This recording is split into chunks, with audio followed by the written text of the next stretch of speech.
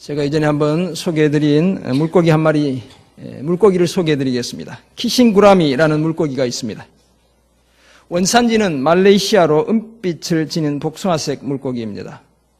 이 물고기가 색감을 구별하는지 우중충한 옷을 입은 남자들이 다가서면 아무런 반응이 없다가도 화려한 외투를 입은 여자들이 수족관 근처로 다가서면 자기도 수족관 벽에 다가와 입을 맞추곤 합니다.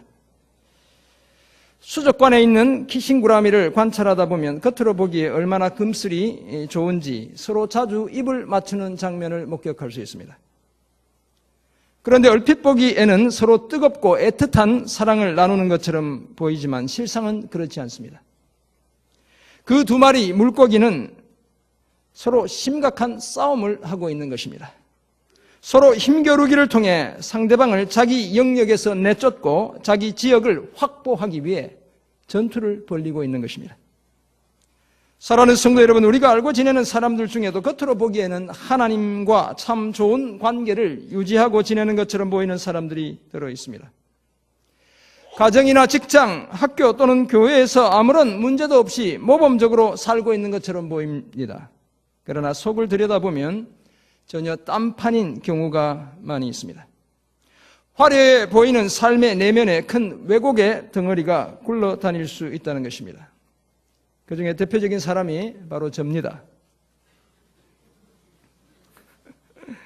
겉으로는 꽤 점잖을 떨고 다른 사람들의 얘기도 잘 들어주고 상대방을 깊이 배려하는 사람처럼 보입니다. 뭐 그렇게 보시든지 아니 보시든지 겉으로. 한창 사회적으로 꽃을 피워야 할 30대 후반에 좋은 직장 그만두고 사역의 길로 들어선 제 모습에 사람들이 저 목사는 신앙도 참 괜찮아 이렇게 생각하기도 합니다. 그렇지만 실상은 그렇지 못합니다. 저희 아내나 미국에 있는 저희 아들, 딸에게 물어보면 제가 얼마나 이중적인 삶을 살고 있는지 금방 알 수 있습니다. 얼마나 제가 자기중심적인지, 과거의 잘못이나 실수뿐만 아니라 오늘도 여전히 반복적으로 하나님과 하나님의 사람들의 마음을 아프게 하는 그런 연약한 인간이 바로 저인 것입니다. 그런데 겉과 속이 다른 이런 우리의 삶은 언제나 끝이 날 수 있을까요? 과연 우리는 겉으로뿐만 아니라 속으로도 균형 잡힌 신앙인의 삶을 살아낼 수 있는 것일까요?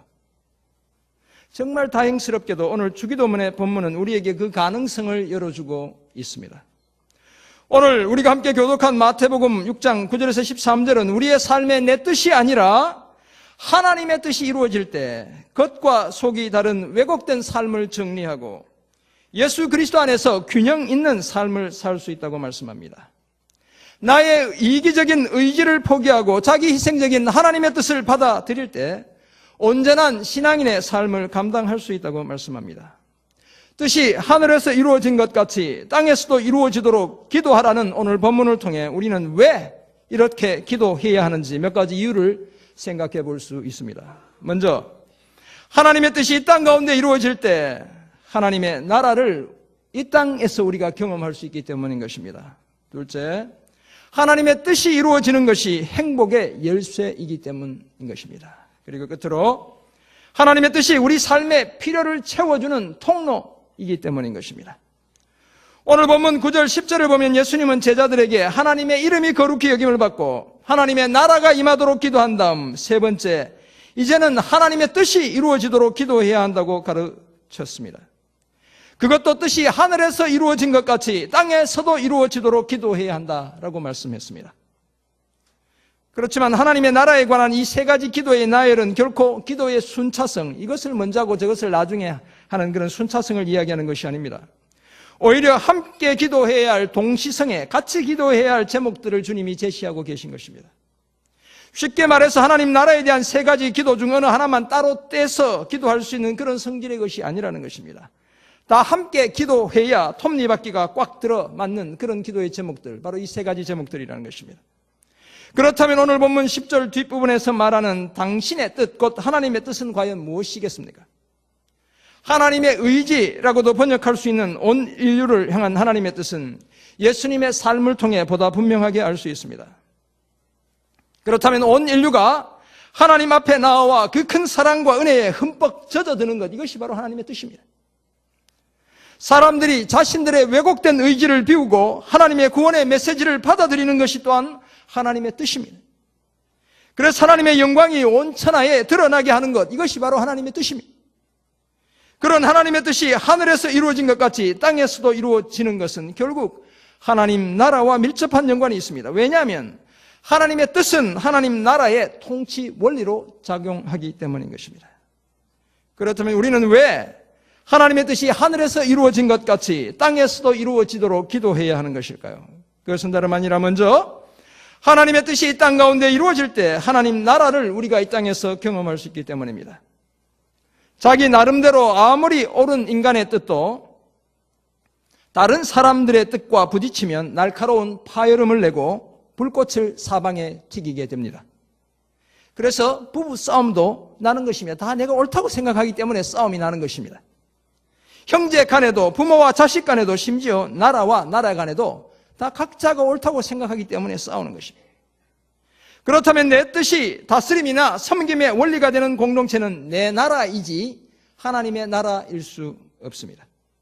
아무리 옳더라도 내가 주장하는 섬김의 방법이 다른 영혼을 상하게 한다면 이미 거기에는 하나님의 뜻보다 내 뜻이 앞서고 있는 것입니다.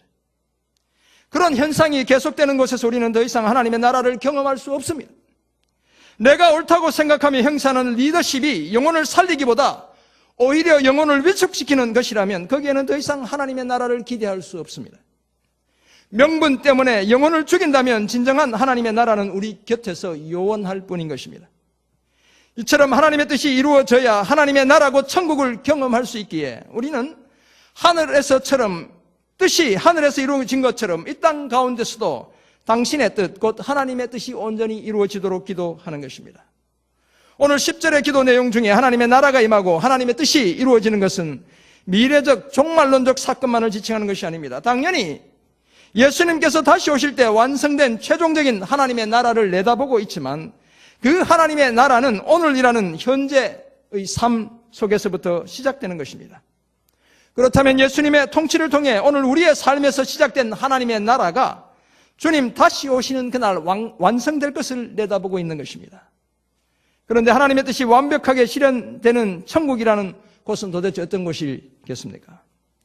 우리가 사모하는 천국은 무질서한 피조 세계와는 달리 완전한 질서와 조화 속에서 영원부터 영원까지 계속되는 바로 그런 곳입니다. 그곳에서는 성부와 성자, 성령 하나님의 온전한 뜻이 사탄의 관계나 우리 인간의 연약함에 의해 전혀 왜곡되지 않고 완벽하게 실현됩니다. 이와 같은 하나님 보좌 주변에서 일어나는 그런 일들이 오늘 우리의 삶 속에서도 동일하게 일어나도록 기도할 것을 예수님은 제자들에게 가르쳐 주셨습니다. 조금의 굴절도 없는 하나님의 뜻이 이 땅 가운데 실현되도록 기도할 것을 요청하셨던 것입니다.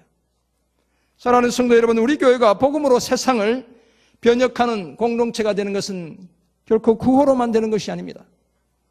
죽은 영혼이 살아나고 깨어진 가정이 회복되는 것은 내 뜻이 내 삶과 공동체에 충만해서 되는 것이 또한 아닙니다. 우리 교회가 진정으로 이 시대의 소망이며 구원의 방주가 되기 위해서는 하나님의 뜻이 하늘에서 이룬 것처럼 우리 안에서도 이루어져야 하는 것입니다. 그래야 우리가 영혼을, 가정을, 교회를 살려낼 수 있습니다. 그래야 복음으로 세상을 변혁해 갈 수 있습니다. 그래서 우리도 예수님처럼 아버지 하나님의 뜻이 이루어지도록 기도해야 하는 것입니다. 하나님의 뜻이 이루어지도록 기도해야 하는 두 번째 이유는 하나님의 뜻이 이루어지는 것이 진정한 행복의 열쇠이기 때문인 것입니다. 욕심으로 가득 찬 내 뜻이 아니라 하나님의 뜻이 우리의 삶에 이루어질 때 우리는 진정한 삶의 기쁨을 경험할 수 있습니다. 이 세상에 살지만 천국을 맛볼 수 있습니다. 이기적인 내 뜻이 이루어질 때 우선은 좋을지 몰라도 실상은 육체가 병들고 영혼이 상처를 입으며 마침내 하나님과의 관계까지 단절되기도 하는 것입니다. 이런 불행에 빠져들지 않기 위해서는 하나님의 뜻이 우리의 삶에 이루어지는 것 외에 달리 방법이 없습니다. 그렇다면 행복한 삶의 비결이 바로 하나님의 뜻이 우리의 삶에 이루어지는 바로 이것인 것입니다. 예레미야 29장 11절은 우리를 향한 하나님의 뜻이 무엇인지 이렇게 말씀합니다. 여호와의 말씀이니라. 너희를 향한 나의 생각을 내가 아나니 평안이요 재앙이 아니니라. 너희에게 미래와 희망을 주는 것이니라. 바벨론의 포로로 끌려가는 불행한 하나님의 백성들을 향해서 하나님은 자신의 뜻이 평강과 소망, 미래라고 이야기하셨습니다. 그들에게 행복을 주는 것, 그것이 바로 하나님의 계획이며 하나님의 뜻이라고 밝혀주셨습니다. 그리고 이런 하나님의 뜻은 오늘 척박한 이 땅을 살아가는 저와 여러분을 향해서도 동일한 것입니다. 오늘 우리의 삶의 형편이 어떠하든지 우리도 마치 포로된 자처럼 살아가고 있을지라도 우리를 향한 하나님의 뜻은 우리의 삶에 평안과 소망이 넘쳐나게 되는 것입니다. 이와 같은 행복이 우리의 삶에 넘쳐나게 하기 위해 우리는 하나님의 뜻이, 하나님의 계획이 우리의 삶에 이루어지도록 기도해야 하는 것입니다. 그래서 예수님은 하나님의 뜻의 실현을 통해 하나님의 완전한 통치가 하늘에서 가능한 것처럼, 그리고 그 하나님의 뜻이 보시기에 심히 좋았던 온 세상의 창조를 가능하게 했던 것처럼 하나님의 뜻이 오늘 우리의 삶의 지배 원리와 온 우주의 통치 원리가 되도록 기도해야 할 것을 말씀했던 것입니다. 왜냐하면 우리의 삶에 하나님의 뜻이 이루어질 때 우리는 모두 왜곡된 나의 뜻에 포로가 되어 사는 삶에서 진정한 해방을 경험할 수 있기 때문인 것입니다. 또한 나의 뜻이 곧 하나님의 뜻이라고 생각하는 착각에서 깨어나 하나님이 기뻐하시는 균형 있는 신앙인의 삶을 살 수 있기 때문인 것입니다. 사랑하는 성도 여러분, 예수님의 온 생애는 하나님의 뜻이 이 땅에서 이루어지게 하는 기도의 파노라마였습니다. 사마리아 여인을 만났던 수가라는 동네의 우물가에서 예수님은 제자들과의 대화 중에 자신의 양식은 떡이 아니라 빵이 아니라 쌀이 아니라 하나님의 뜻을 행하는 것이며 하나님의 일을 온전히 이루는 것이라고 말씀했습니다. 주님은 사역을 마무리하는 십자가의 고통 앞에서 인간적인 두려움을 겪으셨지만 그러나 두 번씩이나 자신의 뜻이 아니라 자기를 세상에 보내신 하나님의 뜻이 이루어지도록 순종의 기도를 드렸습니다. 죽음의 두려움 속에서도 주님은 자신의 뜻이 아니라 하나님의 뜻이 이루어지게 하기 위해 땀이 변하여 핏방울이 되도록 그렇게 기도하셨습니다. 두려움과 주저함에도 불구하고 하나님의 뜻이 반드시 이루어지도록 그렇게 기도하셨던 것입니다. 왜냐하면 저와 여러분에게 진정으로 행복한 삶을 보장해 주시길 원하셨기 때문인 것입니다. 우리가 하나님의 뜻이 이루어지도록 기도해야 하는 마지막 이유는 하나님의 뜻이 우리 삶의 구체적인 필요를 채워주는 통로이기 때문입니다. 마태복음 21장을 보면 하루는 예수님이 성전에서 가르치실 때에 대제사장들과 백성의 장로들이 예수님께 와서는 무슨 권세로 이런 일을 성전에서 하고 있는지 따져 물었습니다. 예수님은 자기가 무슨 권세로 성전에서 가르치는지는 대답하시지는 않고 저들에게 두 아들의 비유를 말씀해 주셨습니다. 한 아버지 밑에 두 아들이 살고 있었습니다. 하루는 아버지가 큰 아들에게 얘야 오늘 포도밭에서 일 좀 도와주렴 이라고 부탁을 했습니다. 아버지의 부탁을 받은 큰 아들은 얼른 네 당연히 일해야죠 아버님. 어서 가서 일할게요 라고 대답했습니다. 그러나 그 큰 아들은 그날 하루가 다 지나가도록 포도밭 근처에도 가보지 않았습니다. 아버지의 부탁도 자기가 약속했던 그 말도 다 잊어버린 채 동네 청년들과 어울려 음주 가무를 즐기며 놀기만 했습니다. 그런데 그 아버지에게 둘째 아들이 있었습니다. 여기 둘째 아들 잘 들으세요. 아버지가 하는 수 없이 못 믿어온 둘째 아들에게 같은 부탁을 했습니다. 얘야 오늘 포도밭 일 좀 도와주렴. 그러나 둘째 아들은 역시 둘째인지라 막내들은 조금 그렇죠. 아버지 전 밭에서 일하는 거 너무너무 싫어요. 학교 숙제도 많고 친구들과 약속도 있어요. 오늘은 아무래도 힘들 것 같아요. 아버님이 좋아하는 형님에게 시켜요. 저는 다음에 일할게요. 그러며 단호하게 아버지의 부탁을 거절했습니다. 그러나 그렇게 말해놓고 보니 참 마음이 아팠습니다. 더 이상 별 말씀은 없으셔도 섭섭해하시는 아버지의 눈에 서린 핏빛 아쉬움을 볼 수 있었습니다. 비록 말은 싫다고 했지만 아버지의 그 아픈 마음이 생각나 저만치 멀리 갔던 발길을 돌이켜 포도밭으로 달려왔습니다. 그리고 온몸이 땀에 흠뻑 젖도록 힘껏 아버지를 도와드렸습니다. 예수님은 말로는 하나님의 뜻을 행한다고 하면서 행위로는 오히려 하나님의 뜻을 방해하는 대제사장들이나 백성의 장로들의 잘못된 삶의 행태를 지적하기 위해 이 비유를 말씀했습니다. 그러면 이 비유가 오늘 저와 여러분에게 주는 의미는 과연 무엇이겠습니까? 택함받은 하나님의 자녀로 살아가는 저와 여러분에게 주님은 무엇을 말씀하고 계신 것일까요? 그것은 다름 아니라 우리도 그때의 대제사장들이나 백성들의 장로들처럼 하나님의 뜻이 아니라 이기심과 탐욕으로 넘쳐나는 사람의 뜻을 이루기 위해, 나의 뜻을 이루기 위해 고군분투하고 있는 것은 아닌지 점검해 보라는 것입니다. 키싱구라미처럼 겉으로 보기에는 경건한 모양을 갖추어 하나님을 기쁘시게 하는 것처럼 하며 사는데 속은 전혀 그렇지 않은 우리 자신을 점검해 보라는 것입니다. 사랑하는 성도 여러분, 우리가 하나님의 자녀가 되어 균형을 갖춘 신앙인으로 살아가기 원한다면 편협하고 욕심으로 가득한 나의 뜻이 아니라 온 인류를 가슴에 품는 하나님의 뜻이 이루어지도록 기도해야 합니다. 내 뜻으로 쌓아놓은 높은 적대감의 담을 허물어내고 진정한 사랑과 용서, 화해로 가득한 하나님의 뜻이 이루어지도록 기도해야 합니다. 기도할 뿐만 아니라 그런 삶을 살기로 결심해야 합니다. 이런 우리를 향해 예수님은 요한복음 15장 7절에서 이렇게 약속해 주셨습니다. 너희가 내 안에 거하고 내 말이 너희 안에 거하면 무엇이든지 원하는 대로 구하라. 그리하면 이루리라. 무슨 약속입니까? 우리가 예수님 안에 거하고 예수님의 말씀, 예수님의 뜻이 우리 안에 거하면 무엇이든지 원하는 대로 기도하는 것 다 이루어 주시겠다는 것입니다. 다시 말해서 하나님의 뜻이 우리 안에 이루어질 때 우리의 삶의 필요가 다 채워진다는 것입니다. 이처럼 우리의 구체적인 필요가 하나님의 뜻에 따라 채워질 수 있기에 우리는 뜻이 하늘에서 이루어진 것처럼 오늘 우리의 삶에서도 이루어지도록 기도해야 하는 것입니다. 사랑하는 성도 여러분, 우리는 누구나 예외 없이 자주 왜 이렇게 뜻대로 되는 일이 없지? 라며 자신의 처지를 한탄하곤 합니다. 뿐만 아니라 도대체 하나님은 어디 계신 거야? 라며 하나님을 향해 뾰족한 눈을 지켜 세우기도 합니다. 그러나 우리가 반드시 짚어보아야 할 사실이 하나 있습니다. 과연 내 뜻이 하나님의 뜻과 일치하는가라는 것입니다. 과연 내 뜻이 하나님의 뜻과 일치하는가라는 것을 짚어보아야 한다는 것입니다. 사랑하는 성도 여러분, 혹시 내 욕심을 하나님의 뜻이라고 주장하고 있지는 않습니까? 나의 이기적인 욕심을 하나님의 뜻인 것처럼 착각하고 있지 않습니까? 그렇다면 오늘 우리의 삶에서 나의 뜻이 좌절될 때도 내 뜻을 포기해야 할 때도 전혀 우리는 낙심할 필요가 없습니다. 모든 것이 내 뜻대로 되지 않는다고 해서 결코 자포자기할 필요도 없습니다. 왜냐하면 내 뜻이 아니라 하나님의 뜻이 내 삶 속에서 이루어지고 있기 때문인 것입니다. 물론 게으르고 부주의해서 목표를 달성하지 못하면서도 하나님의 뜻이라고 핑계 될 수 있다는 것을 말하는 것이 아닙니다. 선한 마음으로 시작해서 요령 피우지 않고 편법도 쓰지 않고 하나님과 사람들 앞에 한 점 부끄러움 없이 최선을 다했는데도 그럼에도 불구하고 기대하는 바를 성취하지 못했다면 오히려 하나님의 뜻이 나에게 이루어지고 있다는 그 사실에 감사해야 한다는 것입니다. 왜냐하면 그렇게 기도하는 우리의 삶의 필요를 하나님이 마침내 다 채워주실 것이기 때문인 것입니다. 이상 같은 오늘 말씀을 우리의 삶에 두 가지만 적용해 보겠습니다.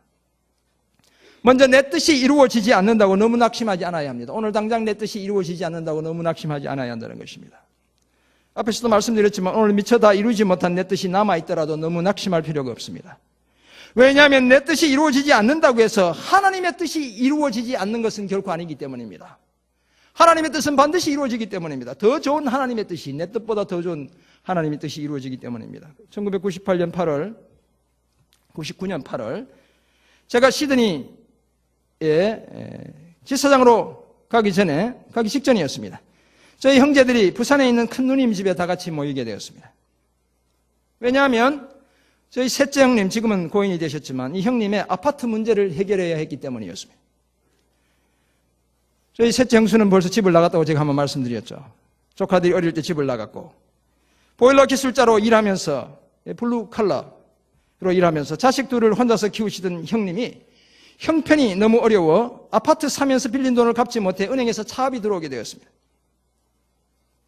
그때 형님은 서울 사는 저에게, 그때 동생이 이제 대학 졸업하고 대기업 다니고 동생 아내도 잘 벌고 이러니까 돈이 있을 거라고 생각하시고 저에게 전화를 하셨어요. 형님이 빌린 융자금 갖고 제가 대신 갚아주고 그 아파트를 사면 거기에 들어가서 형님이 조카들과 계속 좀 살 수 있도록 해달라고 부탁하셨습니다. 그때 그 아파트 값이 얼마 하지 않았습니다. 겨우 2,400만 원 정도밖에 하지 않았습니다. 부산의 그 해운대 달맞이 AID 아파트, 아주 오래된 아파트. 지금은 뭐 엄청 달라졌지만 당장이라도 제가 그 아파트 10채라도 사드릴 수 있었지만 형님이 형편이 어려워 파는 아파트를 동생인 제가 살 수는 없었습니다. 그래서 형님의 뜻과는 다르게 그 빚을 갚을 수 있도록 돈을 드리기로 결심했습니다. 그리고는 제가 500만 원을 준비해서 그때 부산으로 내려가서는 제가 대학을 졸업하기까지 가장 많이 금전적으로 뒷바라지 해주신 넷째 형님께 제가 그 돈을 드렸습니다. 이 셋째 형님께 직접 드리면 자존심 상할까 봐. 넷째 형님께. 그러면서 제가 넷째 형님께 이렇게 말씀드렸습니다. 공부시켜 주셔서 드리는 것이니 이 돈으로 형님이 셋째 형님 빚 갚는데 쓰라고 형님 이름으로 좀 드리세요 라고 부탁드렸습니다. 그랬더니 넷째 형님이 자기 돈 500만 원 더 보태서 셋째 형님에게 1000만 원을 드리는 것이었습니다. 다른 형제들도 십시일반 돈을 모아 그 빚을 다 갚았고 그 아파트에서 형님과 조카들이 계속 살 수 있게 되었습니다. 아마도 셋째 형님은 제가 처음 형님의 제안을 거절하고 집을 사드리지 않았을 때 다소 서운하셨을 것입니다. 그 후로부터 2년 뒤 2001년 저희 형님은 무리의 교통사고로 목숨을 잃고 말았습니다. 아마 그 형님이 그때는 몰랐을 것입니다. 왜냐하면 이 아파트가 3억을 넘는 아파트가 되었기 때문인 것입니다. 제가 그걸 샀다면 그 돈이 누구게 되는 거예요? 제게 되는 거예요. 제 조카가 그걸 팔고 인천에 오피스텔을 사고 또 어디 아파트도 하나 사고 이렇게 샀다고 제 조카한테 얘기를 들었습니다. 우리 형님은 섭섭한 그때는 그 아파트가 3억 이상 가게 될 줄 미처 몰랐을 것입니다. 아마 섭섭했을 거예요, 저한테. 사랑하는 성도 여러분, 오늘 저와 여러분도 마찬가지입니다. 지금 당장 내 뜻이 좌절된다고 너무 낙심할 필요가 없습니다. 왜냐하면 내 뜻보다 훨씬 더 좋은 하나님의 뜻이 지금 우리의 삶에 여전히 이루어지고 있기 때문인 것입니다. 이런 믿음을 가진 저와 여러분 모두가 되기를 간절히 소원합니다. 둘째 적용점, 하나님의 뜻이 이루어지게 하는 대가를 지불할 각오를 해야 합니다. 하나님의 뜻이 이 땅에서 이루어지도록 기도한다는 것은 우리가 하나님의 뜻에 따라 그렇게 살겠다는 고백과도 같은 것입니다. 그렇다면 그 뜻을 따르기 위해 우리가 지불해야 할 대가와 치러야 할 희생이 있을 수도 있다는 사실을 우리가 잊지 않아야 합니다. 때로는 하나님의 뜻이 이루어지게 하기 위해 고통이 수반될 수 있다는 사실을 염두에 두어야 합니다. 우리는 그 사실을 예수님의 십자가를 통해 발견하는 것입니다.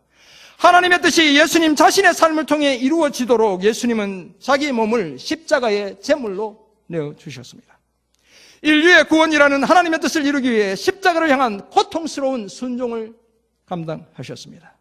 그 순종의 결과로 예수님이 부활의 영광을, 하늘 보좌의 영광을 누리고 계시다는 사실이 우리 모두에게 소망이 되는 것입니다. 하나님의 뜻이 이루어지기 위해 만약 필요하다면 그러므로 우리도 기꺼이 대가를 지불할 각오를 해야 하는 것입니다. 시편 106편 13절에서 15절을 통해 시인은 하나님의 뜻이 아니라 내 뜻이 내 삶에 이루어지는 불행이 얼마나 큰 불행인지를 이렇게 노래하고 있습니다. 그러나 그들은 그가 행하신 일을 곧 잊어버리며 그의 가르침을 기다리지 아니하고, 이 그는 하나님을 이야기하는 것이죠. 광야에서 욕심을 크게 내며 사막에서 하나님을 시험하였도다. 그러므로 여호와께서 그들이 요구한 것을 그들에게 주셨을지라도 그들의 영혼은 쇠약하게 하셨도다. 옛날 번역 따르면 그 영혼은 파리하게 하셨다, 이렇게 번역하고 있습니다. 이 시편의 배경은 이스라엘 백성들의 출애굽 여정과 관련이 있습니다. 민수기 11장을 보면 출애굽한 이후에 이스라엘 백성들은 광야에서 굶주려 죽겠다며 이집트에서 먹던 고기는 물론 생선, 참외, 수박, 파, 부추 먹고 싶다고 아우성이었습니다. 한술 더 떠서 차라리 애굽에서 배부른 노예 생활이 광야에서 배고픈 자유인으로 살아가는 것보다 더 좋았다고 말했습니다. 이런 백성들에게 하나님은 만나와 메추라기를 공급했습니다. 그러나 그 고기가 아직도 이 사이에 있을 때 하나님은 진노를 발하셔서 욕심을 부렸던 백성들을 심판했습니다. 먹을 것은 많이 이루어졌지만 하나님의 심판을 받아야 했습니다. 사람들은 탐욕을 부리다가 하나님의 진노하심으로 죽은 자들을 그곳에 묻고는 기브롯 핫다아와 탐욕의 무덤이라고 그 장소를 부르게 되었습니다.